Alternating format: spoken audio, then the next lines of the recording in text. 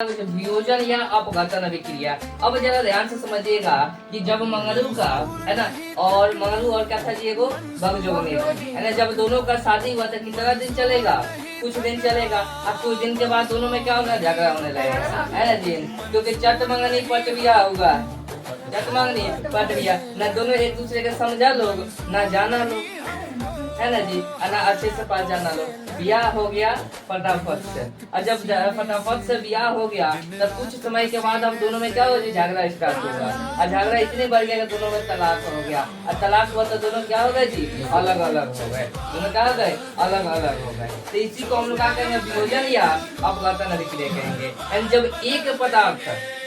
ध्यान से समझिएगा, जब एक पदार्थ टूटकर दो नए पदार्थ का निर्माण करते हैं, एक पदार्थ टूटकर दो नए पदार्थ का निर्माण करते हैं, उसी को हम लोग क्या कहते हैं, वियोजन या अपघटन अभिक्रिया कहते हैं। जैसे आप ध्यान से देखिएगा कि अगर हम CaCO3 को लिखे, ठीक है ना, CaCO3 को लिखे तो ये क्या होगा, CaO और प्लस में O2 यानी ऑक्सीजन बाहर निकलेगा, यानी यहाँ पर एक अभिकारक है, इधर क्या है, ये अभिकारक ही है। ध्यान रखिएगा, बाएं तरफ वाला ऐसा क्या होता है जी, अभिकारक होता है, अभिकारक है, यानी जब एक अभिकारक,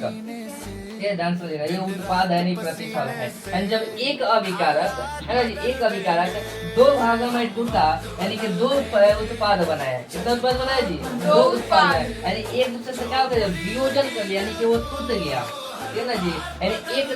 पदार्थ जो जब टूटता है तो दो पदार्थ का निर्माण करता है, वही क्या कहलाएगा जी, वियोजन या अपघटन अभिक्रिया कहेगा। ये उत्पाद का निर्माण करना है ना जी, यानी एक पदार्थ